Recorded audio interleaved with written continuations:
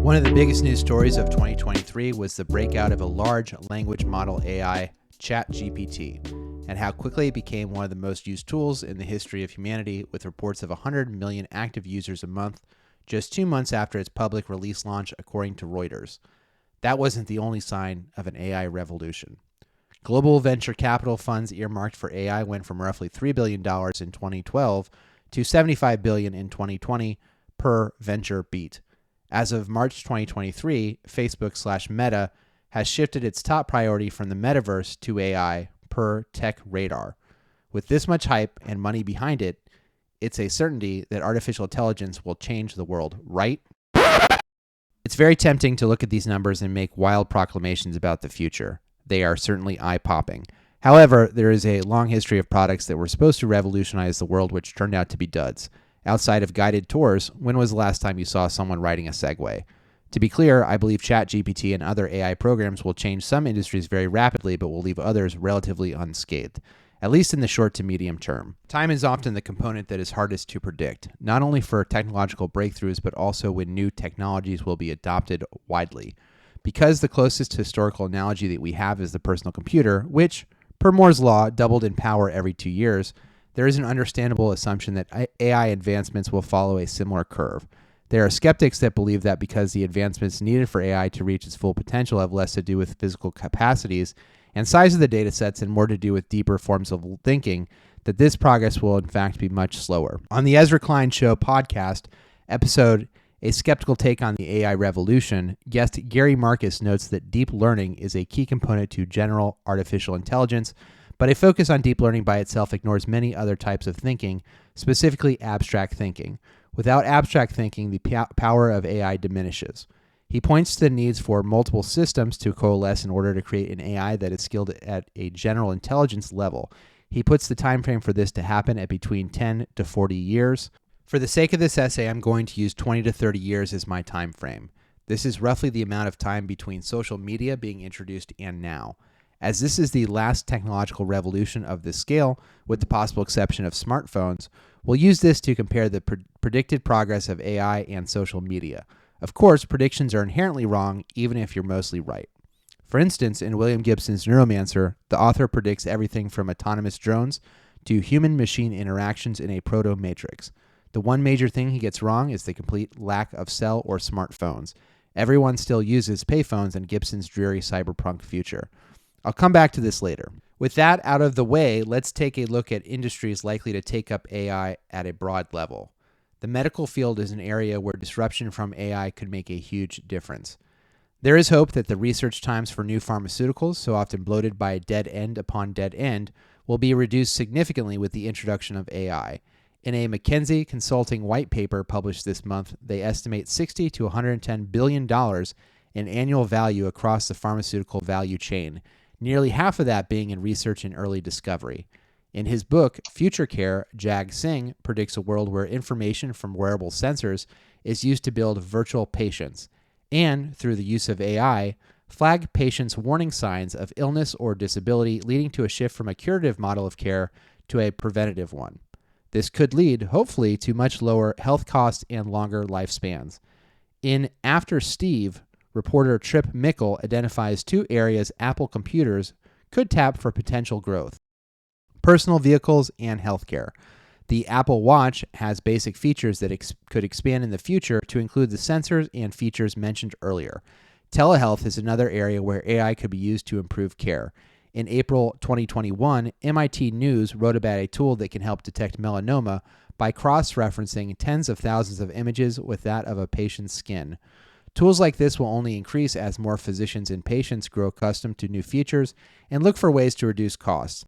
In the United States, given the aging population, relatively poor outcomes when compared to other rich countries, low physicians per capita, and rising costs of healthcare for both individuals and governments, it's likely that billions of dollars will go into disruptive technologies, making this one of the more likely breakthroughs for AI.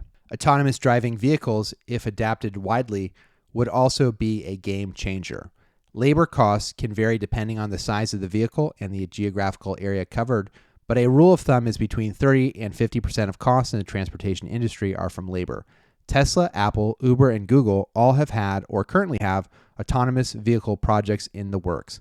The upside is obvious here. Any industry where you can eliminate half of the costs associated with doing business is an attractive industry indeed. Despite the tech sector's mandate to move fast and break things, this is an area where governmental regulations will play an enormous role in the speed of development and adaptation for this technology, should it ever be ready for prime time. The daily podcast episode, Ready or Not, Driverless Cars Are Here, looked into the ambiguity that many feel towards driverless cars. Some of that ambiguity is due to the fear of lost jobs in an increasingly roboticized and digitized world. Transportation is one of the most common positions in the United States, especially for working class men, and any threat to the status quo would have political backlash. If the technology improves to the point where driverless vehicles can claim to have lower fatalities over a long period of time, then this argument shifts from the purely economic to one of public safety as well. How this is framed will be vital to restrictions that are put into place by both state and federal legislators. Before we move on to the second half of the show, a word from our sponsor.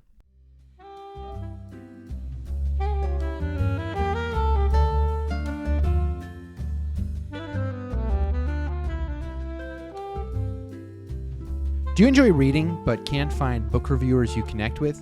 Do you find booktubers more concerned with showing off their book hauls than reading to be as useful as solar-powered flashlights?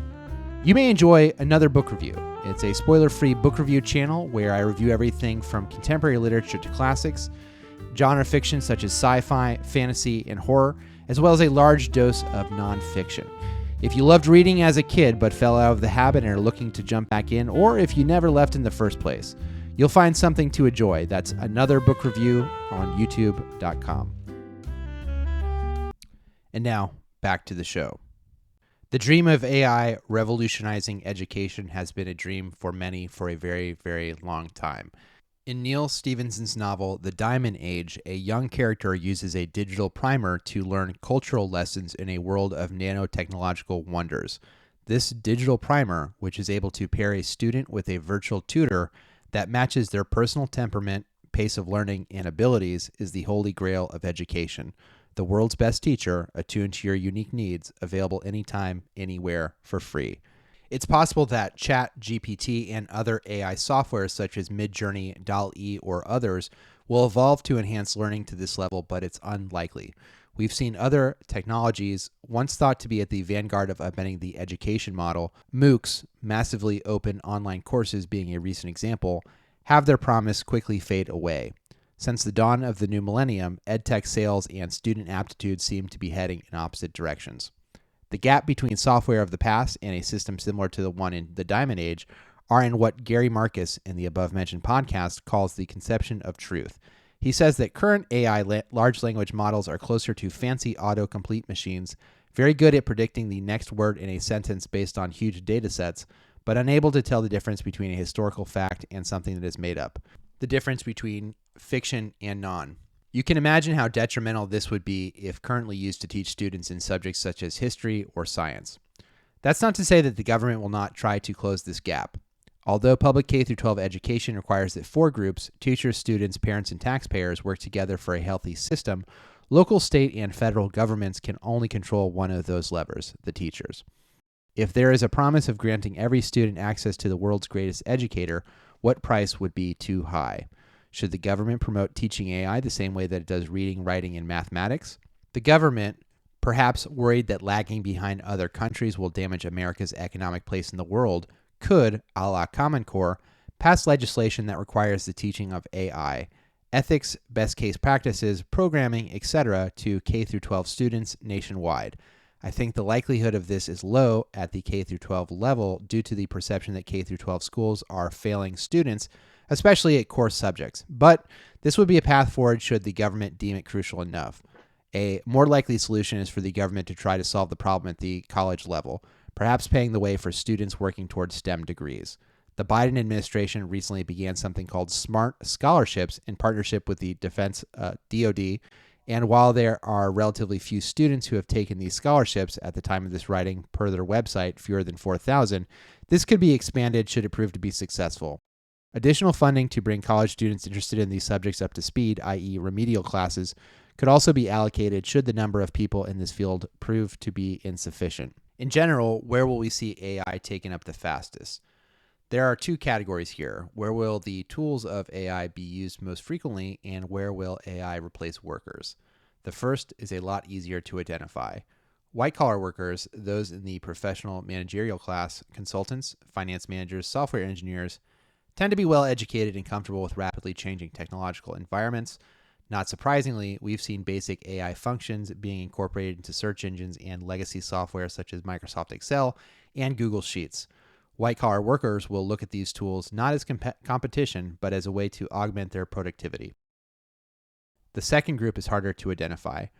Per a World Economic Forum article from 2023, AI is unlikely to be able to replace jobs requiring human skills such as judgment, creativity, physical dexterity, and emotional intelligence. There are few jobs in the modern world that require few or none of the above skills. However, a couple quickly come to mind. Customer service and cashiers, where actions taken are repetitive and bound by a limited number of choices, are two such jobs.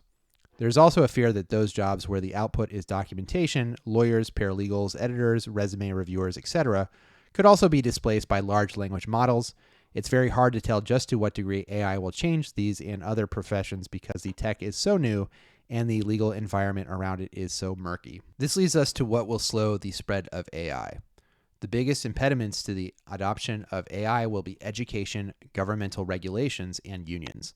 On the education front, we've seen instances of the restriction of ChatGPT, with the New York City school system move to prohibit its use on school computers being a prime example. Educators, fearing the possibility of exasperating academic dishonesty, are restricting its use in classrooms. Rightly or wrongly, at the current moment, education is centered around the individual and their achievements. If we had a similar system as the one imagined in Addicted to Reform by John Marrow, which I briefly mentioned in the previous episode, maybe it wouldn't be this way, but we don't have that system. As I mentioned last episode, the education system's focus on individualistic achievement makes teaching the use of large language models like ChatGPT controversial. There's also the issue of size. The United States system encompasses roughly 100,000 schools, each of which has its own set of challenges and resources. It's impossible at this early hour to know how long AI will be seen as a boogeyman and if and when it will be seen as another tool in the educator's toolkit.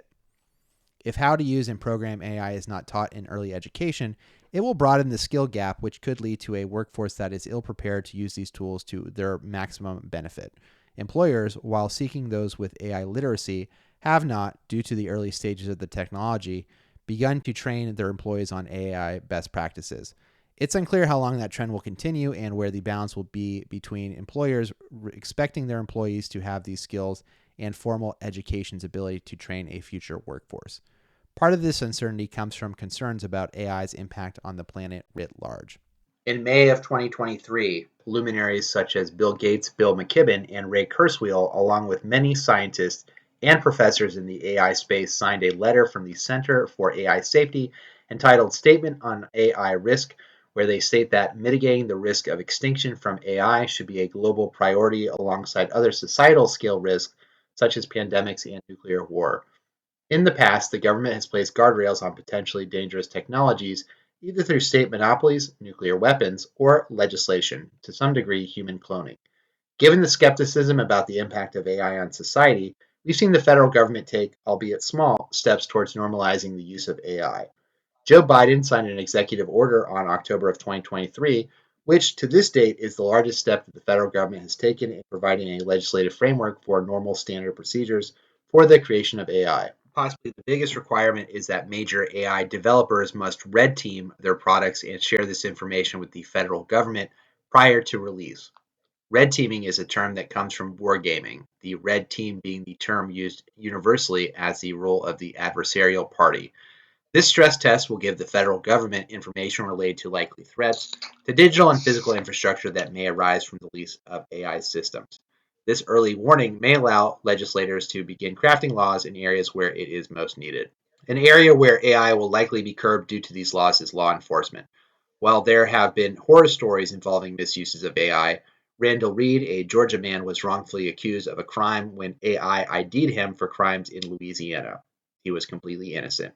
The larger concerns over civil liberties in a public that is generally less comfortable with the police state than China and certain European countries will likely put the brakes on these technologies being used widespread.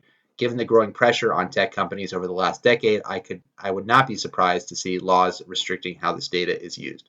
Another fear that has arisen is from the proliferation of deep fakes, videos that are manipulated to such a high degree that one cannot tell the difference between a real and fake source.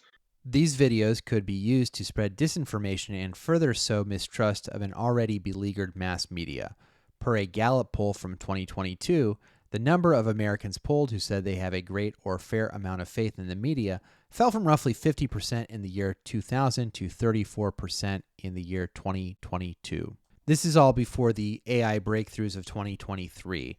Deepfakes will only continue to get better with time. The only thing that could counter this is legislation, similar to what is now done when ads are used by PACs or political candidates themselves. However, due to the viral nature of news and the inability for retractions and clarifications to have the same salience as the primary event, and the government's reluctance to infringe on what many would see as the rights of a free press, these are choppy waters. A code of ethics surrounding AI taught at top-tier journalism schools would also possibly make a difference, but as we've seen in the past, journalism is more and more becoming a partisan endeavor where clicks and profits are driven by the ways in which fear, anger, and outrage can be manufactured.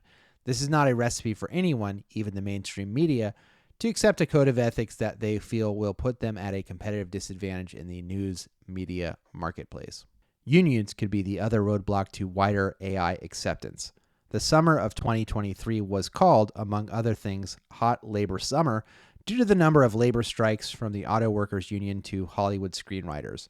The Screenwriters Union, WGA, won assurances that AI-generated material can't be used to undermine a writer's credit or separated rights, per an AP article from September.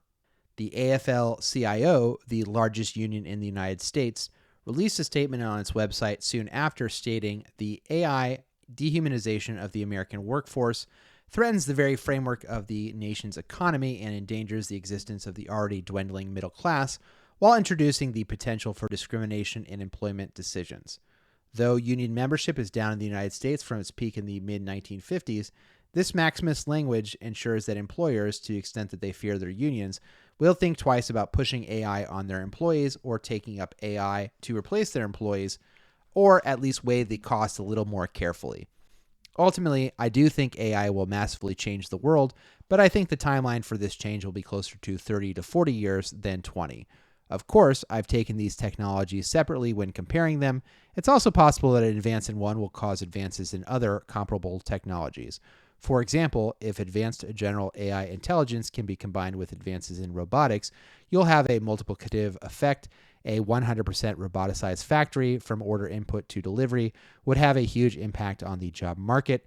Imagine a car manufacturing plant or Walmart distribution center without people.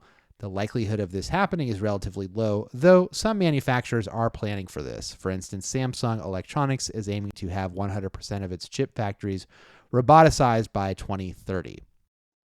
There's also a possibility that, like in Neuromancer, there is a wide buffet of possibilities in front of us that we see now, but there are still other hidden dishes that have yet to leave the kitchen. Given the competitive first mover advantage that would accrue in this largely untapped world, it's almost certain that we have not seen the last game changer in AI. Given the tech sector's vast resources on hand to break into this area, precluding the possibility of a game changer and assuming instead a series of small improvements a la what we see in car manufacturing, I think we'll see products like virtual personal assistants and helpers, for example, Siri on steroids, or virtual romantic partners a la the movie Her, and the changes in healthcare mentioned earlier. In the medium term, I'd place AI on the same level or possibly a tad higher than social media, hugely important but nowhere as big as the personal computing revolution or automobiles in terms of social impact. Going past this point, closer to 30 to 40 years, is still too soon to say, but the end of work isn't completely out of the question. More on that next episode. Finally, I'll leave you with this. If all this talk about AI made you feel behind the technology curve yourself, just remember there are still people out there who've never used Microsoft Excel and will still need your help entering formulas. Those people aren't going anywhere. Thank you for listening to this episode of Elegant Ramblings. If you've enjoyed what you've heard, please consider liking and subscribing to the channel on iTunes or YouTube. You'll be able to find show notes there. We'll be back in a couple of weeks. Hope you enjoyed. Bye for now.